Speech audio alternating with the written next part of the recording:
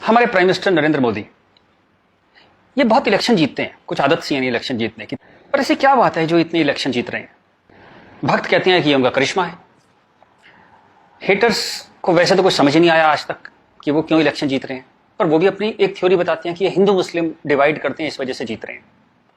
इस पर मैं आज अपनी बात आपसे कहना चाहता हूं। मेरा ये मानना है कि नरेंद्र मोदी नाम का कोई शख्स है ही नहीं, ऐसा कोई आदमी है ही नहीं।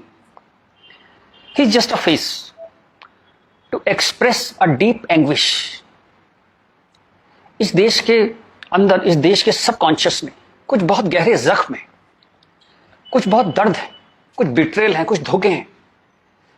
उनको एक्सप्रेस करने का कभी मौका नहीं मिला था इस देश को। एक मौका मिला, उस मौके का नाम है नरेंद्र मोदी। सवाल यह है कि ये गंगा जमनी तहजीब, ये कौमी यकजहती, ये भाईचारा, ये गुलदस्ता, ये कितना सच है? हिंदू मुस्लिम में दरार है या नहीं? मिसट्रस्ट है या नहीं? ये सब कुछ ठीक है, ये सिर्फ बातें मोदी ने फैलाई हैं। क्या ऐसा है? आज हम इसको टेस्ट करेंगे, इस सवाल को आज हम टेस्ट करेंगे। क्या आपको मालूम है सन 1800 से इस देश में हिंदू मुस्लिम दंगे हो रहे हैं? 1926 में पूरे देश में दंगे हुए थे। क्या यूपी, लाहौर, मुंबई, तमिलनाडु, कोलकाता, सब जगह अलग अलग वक्तों में दंगे होते रहे। तो ये जो एक गंगा जमनी तहजीब है, ये कहां है? अगर इतने दंगे होते रहे, 100 साल से दंगे हो रहे हैं, तो कहां है गंगा जमनी तहजीब? चलिए एक और तरह से देखते हैं। आजादी का आंदोलन चला, गांधी जी हमारे लीडर थे, हम सब उन्हें प्यार करते हैं, बहुत आदर करते हैं, कोई इसमें डाउट ही नहीं है। अंबेडकर से गांधी जी का एक बार टकराव हुआ, तो गांधी जी ने आमरण अनशन कर दिया अंबेडकर के घर के सामने। ये बात है 1932 की। आखिर में अंबेडकर को झुकना पड़ा, पूना पैक्ट हुआ, और अंबेडकर ने एक बात कही जो बहुत प्यारी है, जो मैं गैलीलियो की बात, टक्कर की बात मानता हूं, नेवरदलेस इट मूव्स, उस टक्कर की बात मैं मानता हूं। अंबेडकर ने कहा बात तो मेरी सही है, लेकिन इस वक्त आपकी जान चली जाए ये ठीक नहीं है, क्योंकि अभी देश को आपकी जरूरत है आजादी के लिए, तो मैं अपनी मांग वापस लेता हूं। हालांकि बात तो मेरी सही है। कितनी प्यारी बात थी। उस आमरण अनशन से अंबेडकर को झुकना पड़ा। 1939 कांग्रेस का अधिवेशन तिरुचुरी, सुभाष चंद्र बोस जीत गए थे कांग्रेस अध्यक्ष के लिए, सीतारामैया हार गए थे। लेकिन गांधी जी ने कहा कि नहीं, बोस नहीं बनेंगे, वरना मैं छोड़ दूंगा कांग्रेस, ये वो, बहुत कुछ टेंट्रम थ्रो किया। तो सुभाष चंद्र बोस ने त्याग पत्र दिया। यहां भी गांधी जी की जिद आगे आई। अंग्रेजों के खिलाफ भी उन्होंने भूख हड़ताल करी, तो अंग्रेजों को झुकना पड़ा। तो लोगों के दिल में ये सवाल है, मेरे दिल में सवाल था, जब मैं 7th-8th स्टैंडर्ड में था, तो मैंने अपने टीचर से पूछा था, जब जिन्ना ने कहा कि इस देश का पार्टीशन होगा, बंटवारा होगा, तो गांधी जी ने उसके घर के सामने आमरण अनशन क्यों नहीं किया? इस सवाल का जवाब कौन देगा? मुझे आज तक इस सवाल का जवाब नहीं मिला। खैर, उसके बाद जिन्ना अड़ गए तो पार्टीशन हुआ। 47 में पार्टीशन में करीबन 15-20 लाख डेड बॉडीज, जो हिटलर नहीं कर पाया, 15-20 लाख डेड बॉडीज हमने देखी। कुछ करोड़, 1-1.5 करोड़ लोग यहां से उजड़ के वहां गए, वहां से उजड़ के यहां आए। पूरी ह्यूमन हिस्ट्री में इससे ज्यादा डेंजरस, इससे ज्यादा खतरनाक चीज कुछ नहीं हुई। शायद वो रवांडा टूटसी में जो प्रॉब्लम हुई, वही इसकी टक्कर की प्रॉब्लम होगी। सैकड़ों औरतों को नंगा करके सड़क पे चलाया जाता था, उसे पिंड यात्रा कहते थे। इतनी दर्दनाक चीज, बट ये हुआ क्यों? And who failed? किस वजह से इतना बड़ा पार्टीशन हुआ? सिर्फ एक वजह से कि मुस्लिम्स ने कहा हम आपके साथ नहीं रहेंगे। और आप बकवास आज भी करे जा रहे हो गंगा जमनी तहजीब की, कौमी यकजहती की। 20 लाख लाशें गिर गई, आप अभी भी सच का सामना नहीं करोगे? उसके बाद जो पार्टीशन से लोग आए, यहां बहुत सारे शहरों में रहे, और अगले 20, 25, 30 साल बड़ी गरीबी में रहे। ना उनके पास पैसे थे, ना कैंप बोल दिया जाता था, वहां कैंप में रहते थे। बहुत तकलीफों से उन्होंने 20-30 साल बिताए।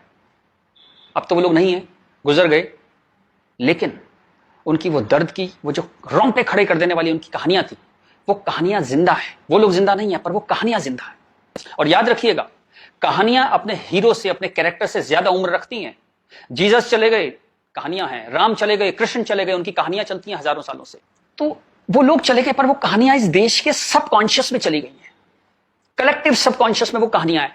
इसलिए जो आप हेट्रेड देखते हैं हिंदू मुस्लिम की, वो बड़ी एब्स्ट्रैक्ट सी हेट्रेड है। उसकी कोई शेप नहीं है, आप मालूम भी नहीं पड़ता किस वजह से या किस चीज के लिए, पर वो है। फिर आजादी हो गई, सरकार बन गई, कॉन्स्टिट्यूशन आ गया। उसके बाद फिर अजीब अजीब सी चीजें होने लगी इस देश में। शरिया की बातें होने लगी। 4 शादियां कर सकते हैं, हां कर सकते हैं। शाहबानो आती थी तो पूरा पार्लियामेंट उल्टा लटक जाता था सुप्रीम कोर्ट को दबाने के लिए। ये कुछ अजीब अजीब सी चीजें होने लगी इस देश में। तो कभी ये क्यों नहीं कहा गया कि हाँ, हम शरिया पूरी तरह लागू करेंगे, हिंदू चोर जेल में जाएगा, मुसलमान चोर के हाथ काट दिए जाएंगे, क्योंकि शरिया में ऐसा कहा गया है। ये कभी कहा ही नहीं गया। किसी प्लेटफॉर्म पर लोगों के दिल में था। अब इस सवाल को दबाया कैसे गया? कांग्रेस के हाथ में ताकत आई। अब उसे इस बात से बचना था कि पार्टीशन हमारी वजह से हुआ, हम लोग फेल हो गए, तो उन्होंने सारे टेक्स्ट बुक अपने हिसाब से लेके सारे यूनिवर्सिटीज के वाइस चांसलर्स और ये एनसीईआरटी, सीबीएसई सबके हेड्स उन्होंने अपने आदमी भर्ती करने शुरू किए। उन्हीं लोगों को पद्मश्री देना शुरू किया, उन्हीं लोगों को तमाम मनसब और तमाम तरह की, वो चीफ गेस्ट बनते थे जलसों में, सारी टेक्स्ट बुक वैसी छपने लगी, जहां बस यही बताया जाता था कि दे दिया हमें आजादी बिना खड़क बिना ढाल, और वो जवाहरलाल नेहरू यहाँ फूल लगाते थे और उस बच्चों ने चाचा नेहरू कहते थे। लाइसेंस राज था, सारा प्रेस उन्होंने कंट्रोल किया, और खुद वो बड़े मजे से रोजा इफ्तार की पार्टियों में जाते थे। वो पार्टियां जहां ये बताया जाता था कि कोई मिसट्रस्ट नहीं है इन दोनों कौमों के बीच में, बढ़िया दावतें खा रहे थे, रोजा इफ्तार कर रहे थे। कांग्रेस बिकेम अ मछली मार पार्टी। उन्होंने मुस्लिम वोटों की फिशिंग स्टार्ट कर दी, यहां से फिशिंग स्टार्ट हुई। और अगेन वही बात, कैरेट, एक बार जब बात समझ में आ गई तो फिर जितने नए नए लीडर आने लगे, लालू, मुलायम and so on, Mamata Banerjee, सब वही फिशिंग में लग गए। मैं एक बड़ा इंटरेस्टिंग एक अपना परसेप्शन देना चाहता हूं आपको।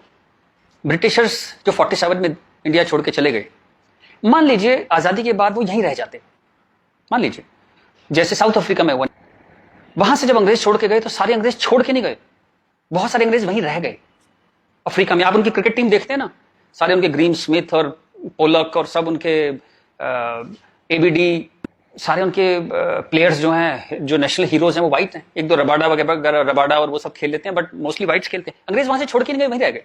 खैर, नेल्सन मंडेला ने को इतना खूबसूरती से हैंडल किया कि उस देश में भी वरना पार्टीशन होता और ऐसा ही खून बहता, पर वो इतने ही स्मार्टली उन्होंने हैंडल किया, वो एक अलग कहानी है, पढ़िएगा उसके बारे में। इस दुनिया की सबसे इंस्पायरिंग कहानियों में से है जो मंडेला ने किया, ग्रेट ग्रेट गाय। खैर, अगर यहां ऐसा होता कि ब्रिटिशर्स यहां रह जाते, तो मैं आपको मेरा ये एक आकलन है, तो 20-30 साल बाद एक पॉलिटिकल पार्टी पैदा होती जो उनके वोट की फिशिंग करती, और हमें ये समझाया जाता कि हिंदुस्तानी और ब्रिटिशर्स में कभी कोई झंझट था ही नहीं, दे were friends, they were happy, हम मिलके होली, दिवाली, ईद मनाया करते थे। और ये जनरल डायर, ये तो आप झूठी बातें हैं, जलियांवाला बाग में गोली चला दी जनरल डायर ने, ये सब एग्जेजरेशन है, राइट विंगर्स ने पैदा किया है। अगर अंग्रेजों के भी वोट यहां पे होते तो ये झूठ चलता रहा, और Hindus got sick of it. पर कहने का कोई रास्ता नहीं था, कोई आउटलेट नहीं था इस बात को कहने का, कोई ऐसा चेहरा नहीं था वो जिसके साथ वो बात कहते कि वो एम्पैथी से हमारी बात सुनेगा। अब यहां मैं थोड़ी सी डिटूर लेना चाहता हूं। कांग्रेस ने इस देश की बहुत सेवा की है। अगर इतनी मॉडर्न आउटलुक के नेहरू जी ना होते तो देश यहां तक ना पहुंचता। उतनी भयंकर गरीबी में जब दंगे भी थे, वॉर भी थे, नेहरू जी ने इसरो के बारे में सोचा, एटॉमिक पावर के बारे में सोचा, आईआईटीज के बारे में सोचा। ग्रेट गाय, जो उनकी अच्छाइयां वो अच्छाइयां हैं, बट इसी के साथ जो गलतियां भी उन्होंने बहुत बड़ी करी। एक इतनी बड़ी चीज को, एलिफेंट इन द रूम जिसको बोलते हैं, डायनासोर आपके सामने खड़ा था, आप उसे एड्रेस, उसका सॉल्यूशन नहीं निकाल पाए, कम से कम हाँ तो कहते डायनासोर खड़ा है। और झूठ ऐसे ऐसे चलाए, जैसे कश्मीर के बारे में झूठ चलाया। 370 का तो कुछ हो नहीं सकता भाई, महाराजा हरि सिंह ने यही शर्त पे विलय किया था कश्मीर का, क्योंकि 370 उन्होंने तब किया तो कुछ हो ही नहीं सकता इसका। अब पता लगा ये झूठ है, महाराजा हरि सिंह ने ऐसा कुछ साइन ही नहीं किया था।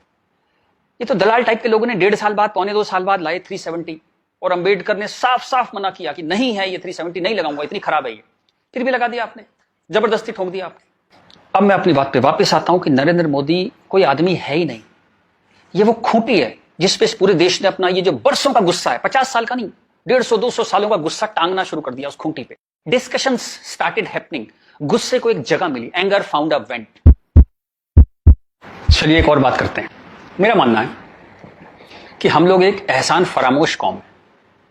जी बिल्कुल ठीक सुना आपने, हम एहसान फरामोश लोग हैं। गुरु अर्जुन देव, गुरु तेग बहादुर, बंदा बहादुर, भाई मती दास, हकीकत राय, गुरु गोविंद सिंह, आपने नाम सुने, सिख गुरुज, उनके साथी।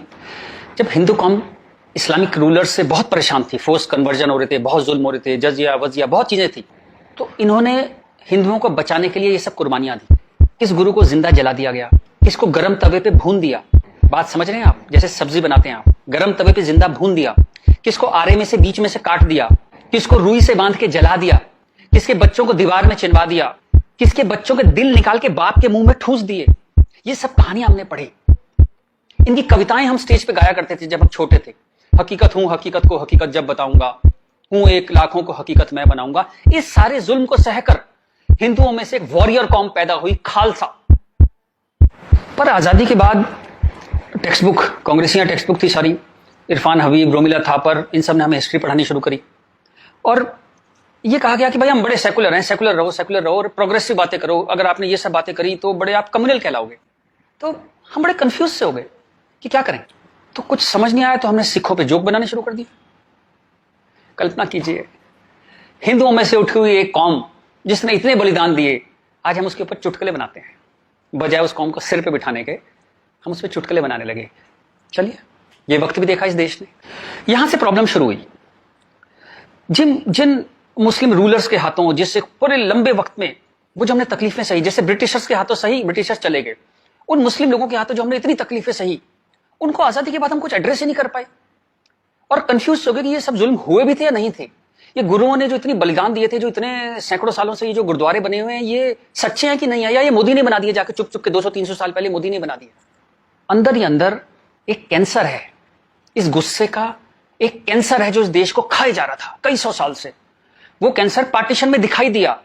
आपके दो हाथ काटने पड़े, एक भारत एक पाकिस्तान बन गया, एक बांग्लादेश बन गया, दो हाथ कट गए आपके अंदर इतना बड़ा कैंसर था। लेकिन आप क्या करते हैं, आप लिपस्टिक लगाते हैं, पाउडर लिपस्टिक लगा के आप कहते हैं भाई everything is well, all is well. चलिए इस प्रॉब्लम को एक और तरह से देखते हैं। तो भारत, पाकिस्तान, बांग्लादेश तीनों को मिला दें तो करीबन 50 करोड़ मुस्लिम लोग हैं यहाँ पे रहते हैं। ये कहां से आए? इतने मुस्लिम तो अरब में भी नहीं है, मिडिल ईस्ट में इतने मुस्लिम नहीं है। इस देश में पारसी भी आए, बुद्ध हैं, राजपूत हैं, सिख हैं, बहुत कौमें हैं, ये क्यों नहीं हो गए 50 करोड़? इस क्वेश्चन का क्या आंसर है? फिर एक दलाल टाइप के जो लोग हैं उन्होंने एक नया नैरेटिव स्टार्ट किया। ये पिछले 25-30 साल से ज्यादा जोर पकड़ा इस नैरेटिव ने, 20-25 साल से, कि ये प्यार से कन्वर्ट हो गए। ये हिंदू ही थे, प्यार से कन्वर्ट हो गए। वेरी गुड, वाह। ये कहा गया सूफी संत आते थे, दरवेश फकीर वकीर आते थे, उन लोग प्यार से कन्वर्ट हो गए। मैं आपको एक एग्जांपल देता हूं।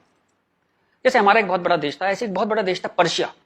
वहां पारसी रहते थे और वो कलाओं में, ट्रेड में, एजुकेशन में बहुत ऊपर देश था। उसकी वो पूरी सिविलाइजेशन बहुत हाई पे थी। ये मिडिल एजेस की बात है। मुस्लिम्स का अटैक हुआ, करीबन 25-30 साल में एक भी पारसी जिंदा नहीं बचा। सारे देश छोड़ के भागे, मर गए, लूट, हत्या, बलात्कार। और 25-30 साल में एक नया इस्लामिक मुल्क बन गया। बाद में जिस मुल्क का नाम पड़ा ईरान। सारे पर्शियंस कहां गए? कुछ भाग के तो हिंदुस्तान भी आ गए थे। वो प्यार से कन्वर्ट हो गए। ऐसा प्यार इस दुनिया ने कई बार देखा है। अफ्रीका में, एशिया में ऐसा प्यार 25-30 कंट्रीज ने बर्दाश्त किया है और वो 25-30 कंट्री टोटल इस्लामिक बन गए।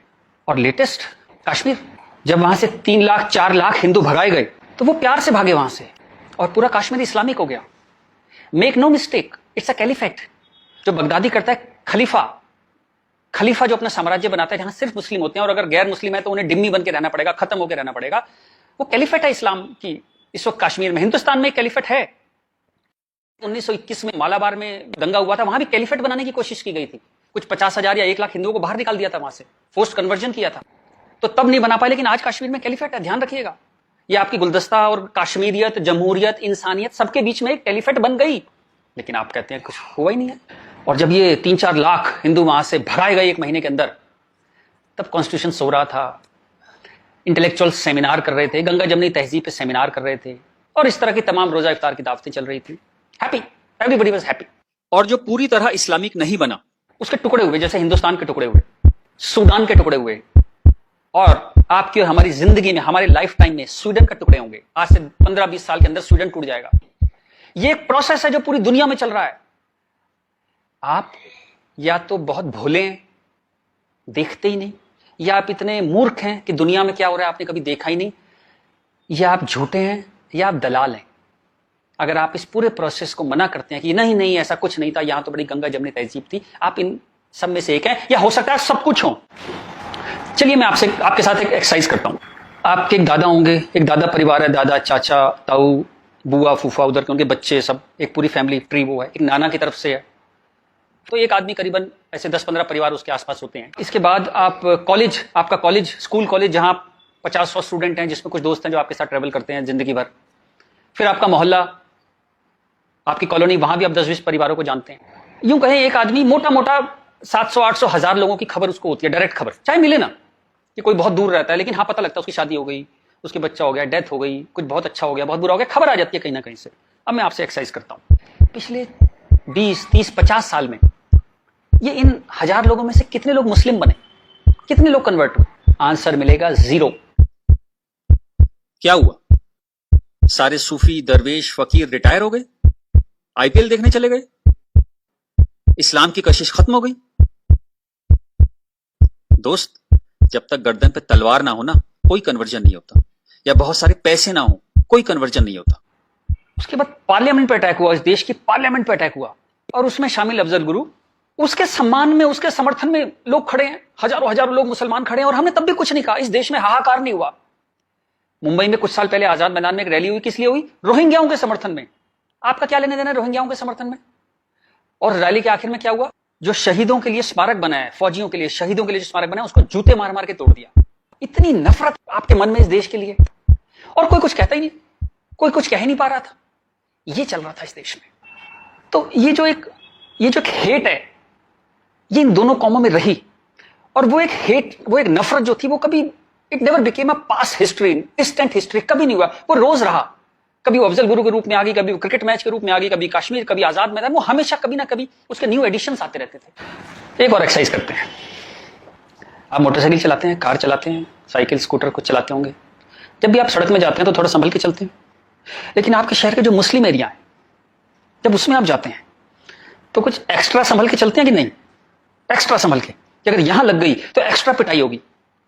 वो जो फियर है आपके अंदर, वो जो डर है, वो कमाल की चीज है, जिसको देश कहता है नहीं, एक सिस्टम कहता है नहीं, लेकिन आपके अंदर है, करोड़ों लोगों के अंदर है, 100 करोड़ लोगों के अंदर है वो डर।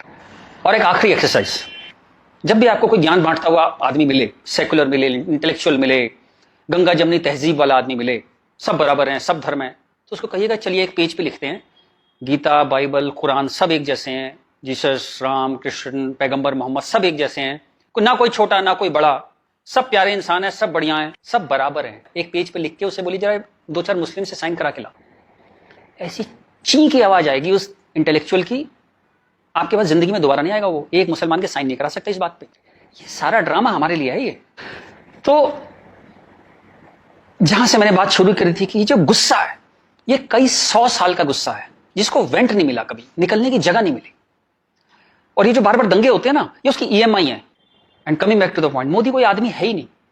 मोदी वो मौका है, और वो गारंटी है कि इस बार जब शाहबानो पार्लियामेंट में आएगी कि हलाला हो गया, कि 4 विवाह हो गया, कुछ हो गया, इस बार पार्लियामेंट ब्लैकमेल नहीं होगी। वो एक शख्स नहीं है, वो एक इमोशनल बाम है, एक इमोशनल मलहम है, जिसकी इस देश को कई 100 साल से जरूरत थी। और अगर आप सोचते हैं कि एक आदमी क्या कर सकता है, तो दोस्त, कैसे आकाश में सुराख नहीं हो सकता, एक पत्थर तो तबीयत से उछालो यारो।